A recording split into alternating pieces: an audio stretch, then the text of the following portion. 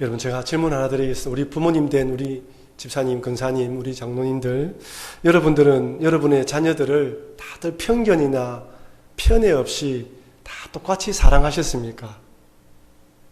다들 똑같이 사랑하셨죠? 예, 그럴 겁니다.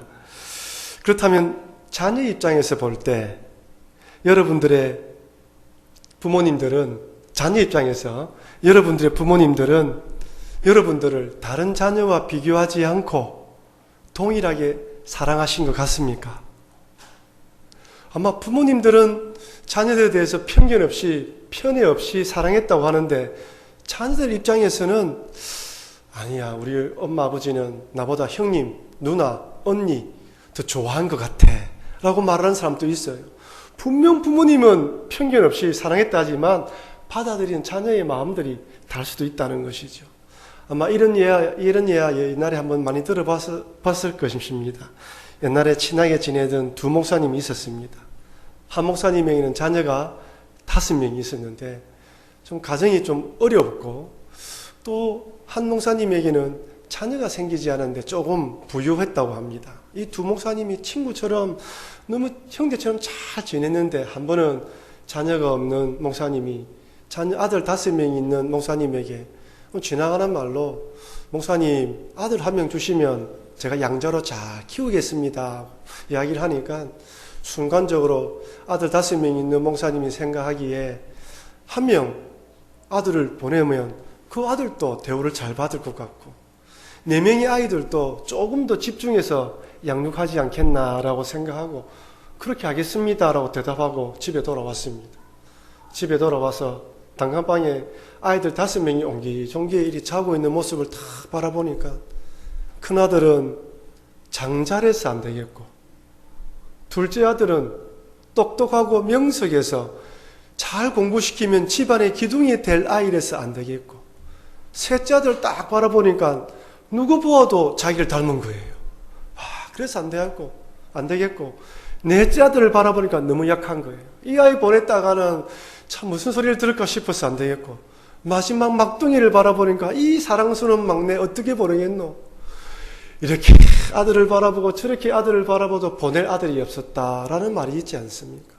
부모님 마음속에는 어느 아들이고 귀하지 않는 자녀가 있겠습니까? 다 있는 것이죠. 여러분, 자녀들마다 우리 부모님들만의 그런 간증거리, 추억거리가 있지 않습니까? 어떤 아이는 태어날 때 얼마나 이 엄마 산모의 이 산모를 힘들게 만드는지 빨리 나오면 되는데 나오지 않아서 고통에 고통을 거듭해서 이 아이만 바라보면 출산 때의 고통이 떠오른다 말하는 사람도 있고, 또 어떤 아이는 유독 병치레를 많이 해서 조마조마한 마음을 키운 아이도 있습니다. 또 어떻습니까? 아이를 잃어버렸다가 미친 듯이 찾았다가 찾은 아이도 있어요. 그때만 생각하면 가슴이 철컥 내리지 않습니까? 어떤 아이는 부모의 기쁨이 되기도 하고, 또 어떤 아이는 속을 너무 썩이게 만들어서 참 힘든 시기도 보냈습니다. 여러분 자녀들 한 명 한 명 떠올려 보십시오. 다 사연이 있죠. 부모 마음에는 그 아이들만의 특징이 있고 사연이 있는 거예요. 어느 부모가 이 아이들을 두고 편애할 수 있겠습니까? 그러나 그럼에도 여러분 마음을 딱 보시면 그 중에서도 유독 마음에 드는 아이가 있고, 조금 마음이 떨어지는, 마음이 들어가는 아이도 있을 것입니다. 그러나 참 부모로서 그렇게 누구를 좋아한다, 편애한다는 것이 드러나게 되면 아이들은 큰 상처를 받는 것이죠. 오늘 본문을 보면 아버지 이삭은 누구를 좋아하죠? 에서를 좋아하고, 어머니 리브가는 야곱을 좋아합니다. 이 편애라는 것이 참 집안에 어떤 큰 불행을 가져온지 알게 해주는 것이죠. 더 놀라운 것은 이 야곱이 아버지의 사랑 대신 어머니의 사랑을 받는, 편애받은 사랑을 한 사람인데, 나중에 12명의 아들 중에 누구를 편애합니까? 요셉을 또 편애합니다. 참 편애가 얼마나 무서운 것을 알면서도 또다시 그 부모님이 했던 것을 똑같이 하는 모습을 보게 됩니다. 오늘 본문을 보면 에서가 야곱이 어떻게 자란지 나와 있습니다. 창세기 25장 27절 28절 말씀 우리 같이 한번 읽어보겠습니다. 그 아이들이 장성함에 에서는 익숙한 사냥꾼이었으므로 덜 사람이 되고 야곱은 조용한 사람이었으므로 장막에 거주하니 이삭은 에서가 사냥한 고기를 좋아하므로 그를 사랑하고 리브가는 야곱을 사랑하였더라. 분명히 나와 있습니다. 에서는 사냥한 고기를 좋아하므로 이삭은 에서가 사냥한 고기를 좋아하므로 그를 사랑하고 리브가는 야곱을 사랑하였더라. 성경 기록되어 있어요. 에서의 직업이 뭐라고요?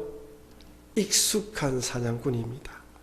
야곱은 조용한 사람이라고 되어 있습니다. 여기 익숙한 사냥꾼이란 말은 사냥에 관해서는 타의 추정을 불허하는 능숙하고 탁월한 솜씨를 지닌 잘한 의미입니다. 그 당시 사람들에게 사냥 분야에 있어서 전문가는 누구라고? 에서입니다. 사냥꾼 하면 에서. 누가 사냥을 제일 잘하지? 에서. 딱 각인되어 있는 사람이에요. 여러분, 사냥꾼 하면 딱 떠오르는 이미지가 어떻습니까?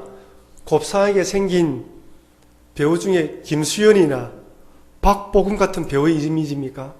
아니면 마동석이나 김종국 같은 근육질의 사나이 모습이 떠오릅니까? 아마 에서는 근육질의 몸매를 자랑하는 사나이 중에 사나이였을 것입니다. 누가 보아도 멋진 남자인 것처럼 보이는 것이죠. 그러다가 아버지 이삭은 무엇을 좋아했다고요? 고기를 좋아했어요. 특별히 아들이 잡은 고기를 좋아해서 이런 아들을 좋아하는 이삭 아버지의 마음을 충분히 이해할 수 있습니다. 여러분, 이삭의 성격이 에서에 가깝겠습니까? 야곱에 가까울까요? 어떻게 생각합니까, 여러분? 뒤에 보면 그랄 지방에서 우물을 팠는데 그랄 목자들이 쫓아와서 우물 때문에 분쟁이 생길 때 이삭은 싸워서 빼앗기보다는 그냥 물러납니다. 좀 대립하기를 좋아하지 않고 좀 이렇게 막 호전적이지는 않은 사람 같아요. 근데 자기 아들 장남 어떻습니까? 호전적이에요. 기질이 장대합니다. 사냥꾼이에요. 자기와 정반대의 기질. 내가 저런 사람이 되길 원했다라는 마음이 딱 아들에게 있는 거예요. 딱 마음이 사로잡힌 거예요. 야, 이 아들 장남인데다가 사냥 잘하지. 또 어떻습니까? 익숙한 사냥꾼이라는 이름을 떨침으로 아들이 이름을 떨치면 덩달아 부모의 이름도 올라가게 되어 있습니다. 누가 보아도 좋은 아들이었던 것이죠. 100점짜리 아들입니다. 이 바로 야곱은 어떻습니까? 조용한 사람이다. 집안일을 잘 거들어주고 심부름도 잘하는 딸 같은 아들이에요. 한 배에서 쌍둥이에 태어났지만 달라도 너무 달랐습니다. 이런 야곱을 어머니 리브가가 좋아한 것은 어찌 보면 당연한지도 모르겠습니다. 왜 그렇습니까? 에서는 내버려둬도 잘 살 수 있을 것 같아요. 자기 밥벌이 하고 잘 살 수 있을 것 같은데 늘 집에만 있는 야곱, 조용한 야곱 바라보면 야, 저 아들은 자기 밥버릇이나 하겠나? 또 아버지 이삭은 에서만 좋아하니까 어머니 입장에서는 야곱이 안타까운 거예요. 아마 그런 마음으로 이 리브가가 야곱을 사랑했는지도 모르겠습니다. 네, 여러분, 이런 부모의 편애가 어떤 불행을 초래합니까? 뒤에 성경을 쭉 읽어보시면 어떤 일이 벌어집니까? 어머니 리브가가 눈이 어두워진 남편을 속여서 아들 야곱을 에서처럼 분장시켜서 장자의 축복을 가로채게 만들어요. 아버지 이삭은 큰 자가 작은 자를 섬기겠다는 하나님의 말씀을 깊이 생각하지 않고 자기를 기쁘게 하는 에서에게 축복하려고 합니다.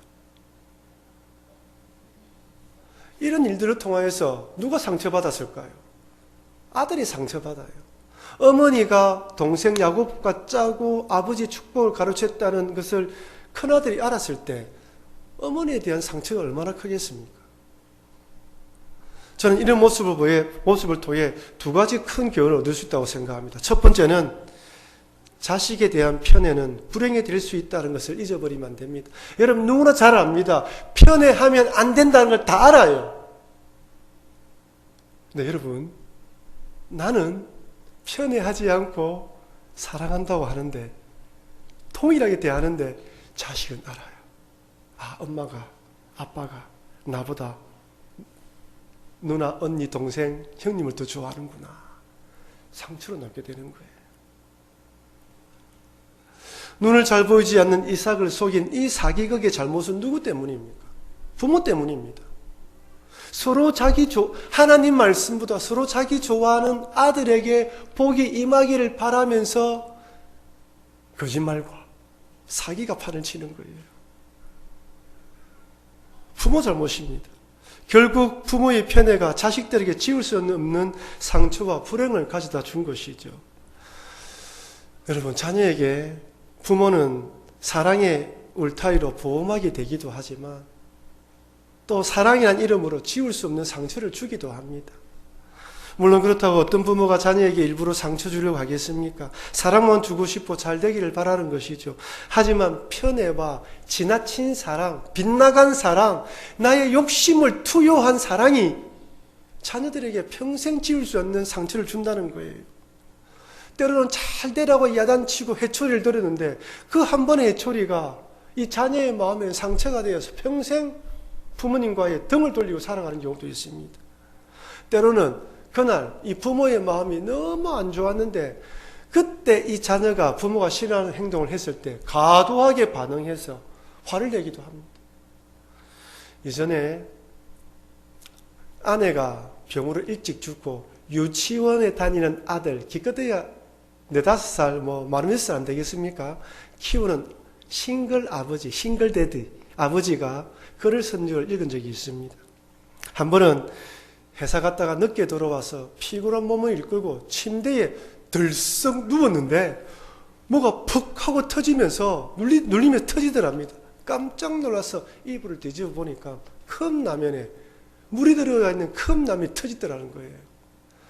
아들이 장난친 것이라 생각하고 자고 있는 아들을 깨워서 큰 소리로 호통을 치고 회초리를 때리면서 왜 그런 장난을 쳤냐고 막 하니까 아들이 깜짝 놀라서 일어나면서 손이 발이 되도록 빌면서 아빠 잘못해도 빌더라는 거예요. 눈물 흘리면서.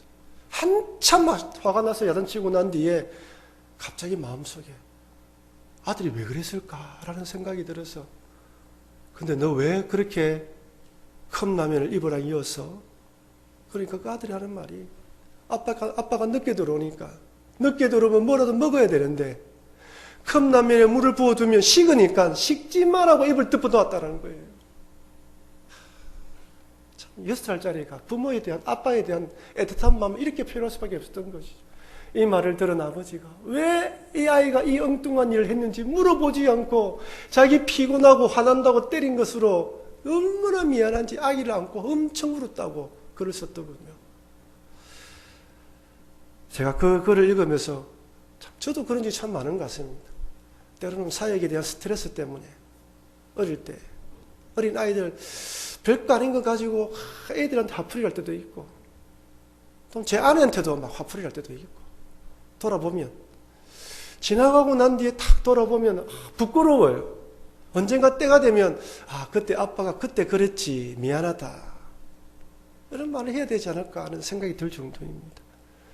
여러분도 마찬가지지 않습니까? 자녀를 키우면서 때로는 본의 아니게 또 그때를 돌이켜보면 미안하다라는 생각이 들 때가 있는 것이죠. 여러분, 우리 부모가 완벽합니까? 우리도 완벽하지 않습니다. 우리들도 부모 되는 교육을 받지 않은 상태에서 부모 되어서 키우고 나름대로 열심히 키운다 했지만 본의 아니게 지나친 사랑, 편애 이런 것으로 아이들에게 상처를 줄 수 있는 것이죠. 그래서 때로는 내가 완벽하지 않다는 것을 알고 자녀를 위해서 기도하고 좀 시간이 지나면 정직하게 좀 과했다고 싶으면 자녀에게 아빠가 엄마가 그때는 미안했다 말을 함으로 그 상처를 가슴에 남지 않도록 해야 됩니다. 그래서 오늘 밤에는 기도하실 때 우리 자녀를 위해서 기도하실 때 부모로서 우리 자녀들이 혹이나 이런 일로 상처받은 것이 있다면 주님 찾아가 용서해 주십시오.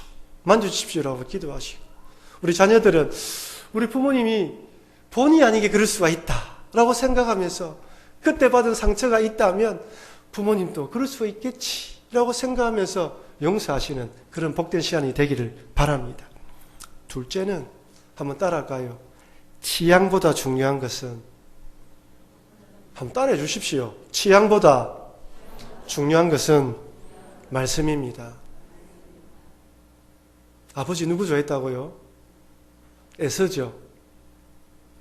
큰 자가 작은 자를 섬기겠다는 말씀보다 내 취향, 내 아들, 내가 좋아하는 아들이 더 중요해요. 큰 자가 작은 자를 섬기겠다는 하나님 뜻보다 내 취향이 더 중요한 거예요. 오늘 많은 분들이 자기 취향에만 집중하다 보니 하나님의 뜻이 무엇인지 분별하지 않고 분별하지 않고 구분하지 않을 때가 많습니다. 여러분 쇼핑을 할 때 다들 취향이 있습니다. 나는 이런 스타일의 옷을 좋아하고 저런 브랜드 옷을 좋아합니다. 나하고 맞지 않는 취향의 것은 눈도 들이지 않지 않습니까? 눈도 들이지 않습니다. 그런데 문제는 하나님 말씀도 마찬가지예요. 내 취향에 맞는 말씀, 내 귀에 들어오는 말씀은 받아들이는데 나를 고치게 만들거나 나의 상처를 건들거나 나에게 도전을 주는 말씀이 들어오면 나도 모르게 길을 딱 닫아버려요. 이 말씀은 저 사람이 받아야 되는 말씀입니다. 나도 모르게 딱 돌아가는 거예요. 내 취향, 내 스타일에 맞지 않으면 관심을 가지지 않는 것이죠. 한 귀에 한 말씀이 들어봐도 흘러버립니다. 그러니 여러분, 취향보다 중요한 것은 말씀인데 그것을 깨닫지 못하니까 결국에는 하나님의 뜻을 거리키는 자리까지, 거슬리는 자리까지 나아갈 수 있다는 것입니다. 그러니 여러분, 이삭과 리브가가 이 편애와 취향에 따라 하나님 말씀을 중요시 생각하지 않고 그렇게 하려고 했던 모습을 바라보면서 혹시 내 삶 가운데에 나도 그런 모습은 없는가 돌아봐야 되는 것입니다. 이렇게 에서는 익숙한 사냥꾼이 되었고 야곱은 조용한 사람이 되었는데 이제 시선을 에서와 야곱으로 돌려봅시다. 여러분, 에서는 익숙한 사냥꾼으로 영적인 것에는 관심이 없었습니다. 믿음의 집안에서 자랐음에도 불구하고 그의 관심은 오직 어디입니까? 사냥입니다. 사람들이 인정받는 것입니다. 어떻게 하면 사냥을 더 잘할 수 있을까? 어떻게 하면 이름을 낼 수 있을까? 이것에 관심이 있었지 영적인 부분에 소홀히 했습니다. 한 번은 오늘 본문을 보면 사냥을 하고 난 뒤에 심히 피곤했는데 동생이 죽을 쓰고 있는 것을 보면서 죽을 달라고 하니까 야곱이 장자의 명분을 팔면 주겠다고 이야기를 합니다. 이때 에서가 어떻게 생각하는지 한번 보십시오. 창세기 25장 32절 우리 같이 한번 읽어보겠습니다. 에서가 이르되 내가 죽게 되었으니 이 장자의 명분이 내게 무엇이 유익하리요? 무슨 말입니까? 장자의 명분보다 배가 더 중요하다는 거예요. 오늘날 따지면 먹고 사는 것이 더 중요하지 신앙이 뭐 중요하냐는 거예요. 신앙은 차선이고 뒷전입니다. 제일 중요한 것은 내 배입니다. 우선순위에서 신앙은 항상 밀리는 거예요. 나중에 하면 되지. 그 마음이에요. 그래서 성경은 에서를 이렇게 평가합니다. 창세기 25장 34절 야곱이 떡과 팥죽을 에스에게 주매 에스가 먹으며 마시고 일어나 갔으니 에스가 장자의 명분을 가볍게 여김이었더라. 귀중하게 생각하지 않았다는 것이죠. 여기서 가볍게 여김으로 배웠던 히브리어의 뜻은 멸시하다, 비웃다는 뜻입니다.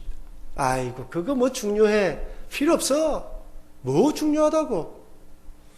그러면서 이전 한글 성경에서는 한글 성경에서는 경홀히 여겼다고 번역했습니다. 관심이 없는 거예요. 이런 에서에 대해서 히브리서는 이렇게 말합니다. 히브리서 12장 16절 우리 같이 한번 읽어볼까요? 음행하는 자와 혹 한 그릇 음식을 위하여 장자의 명분을 판 에스와 같이 망령된 자가 없도록 살피라. 어떤 자요? 망령된 자입니다. 헬라어로 이 망령된 자란 뜻은 누구라도 가까이 할 수 없는 더러운이라는 뜻인데 불경건한 사람, 신앙심이 없는 신을 업신여기는 자로 번역되기도 합니다. 뭐라고요? 신약 성경에서는 아니 하나님은 신앙이 없는 사람이라는 거예요. 믿음의 가정에 모태신앙으로 태어났는데 그의 관심은 하나님이 아니라 세상이었기 때문에 관심이 없는 자라는 것입니다.